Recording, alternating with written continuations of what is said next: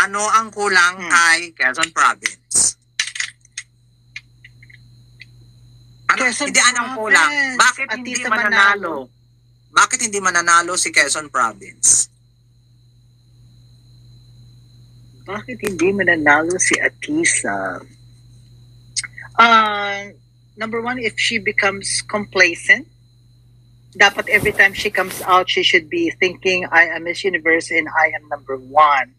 Kasi minsan, like sa press presentation, nauusungan siya ng ibang candidates, maybe 5 of them.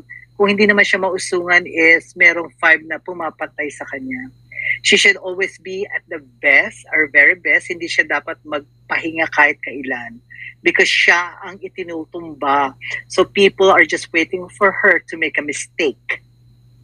Kailangan talagang every time lumalabas siya, kailangan the best. Which I see naman. Sa dalawang first challenges, she made an effort. Yun lang. So yung comm skills, which is not very important anymore, actually, yun na lang ang magiging Waterloo, yung kanyang comm skills. Pero naitatawid naman niya eh. So walang problema kay ano. Ang problema lang if she becomes complacent. Yun. Kaya lang minsan I feel parang detached siya. Nafe-feel niyo ba yun? Parang ang layo niya. Hindi siya kumokonek. Maganda siya, pero hindi siya kumokonek sa audience niya o sa fans. Parang hindi ko na-feel yun eh. Pero gandang-ganda ako sa kanya. She's always my number one. Pero parang ang layo niya. Parang, ewan ko, there's something missing. Yun lang naman sa akin. Na-feel mo ba yun? Ayan, na-gets na ba ninyo? Ayan. Yan. Nakakaloka, naka-off pala yan ako. Bakit off yan? Wala ba sa'yo? Hindi ko narinig ang answer. Hindi ka naririnig. Ayan, okay na. Naririnig? Ako naman kay Atisa, nararamdaman ko din yun. Na yung ano niya, yung hindi masyado siyang attached sa tao. Yung nandun yung performance, napapawaw ka niya, napapa-amaze ka niya sa beauty niya, sa performance niya. Pero hindi yung connection sa badla, hindi pa siya ganun. Unlike sa iba na talagang kumukonekta na agad. Si Alexi, yun lang siguro. Sobra namang connection. Pero naman relatable naman siya. Relatable naman siya, pero walang connection sa ano. Siguro parang, sa camera din. Misteryosa? No? Parang serious ba siya? May something siyang gano'n. Sinasadya ba niya ba yun? Kasi kailangan sa munik, hindi. Wala namang mali. Actually, wala namang mali sa kanya. Hindi lang kumukonek. Bakit kaya? Hindi nagre-register? Yeah. Yun ang I agree dyan sa... Parang ang layo niya. Parang halika rito, mag-usap tayo. Parang gano'n.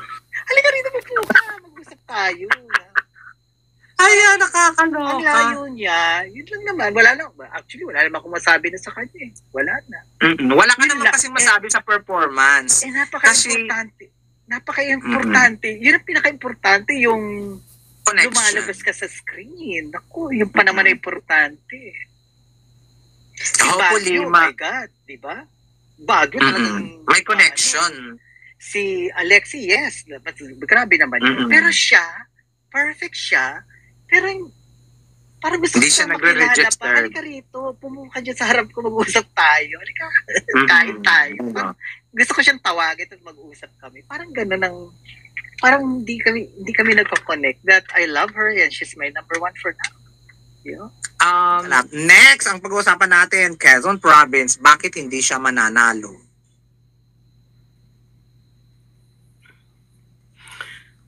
Alam mo naman natin yung sagot yan.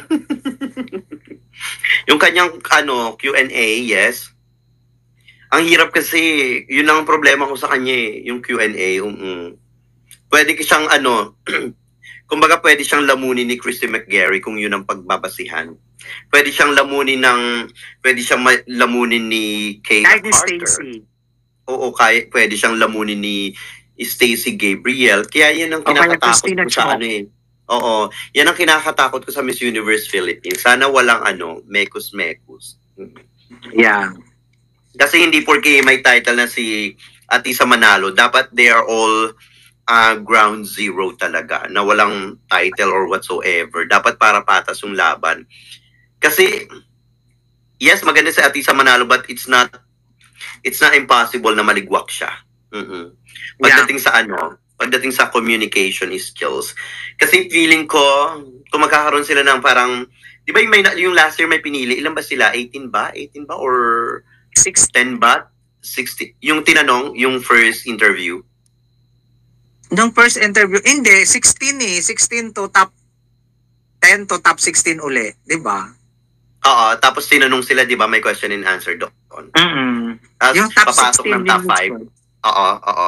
Baka ayun, pag hindi pumalo ng bonggang-bongga yung sagot niya, maligwak siya.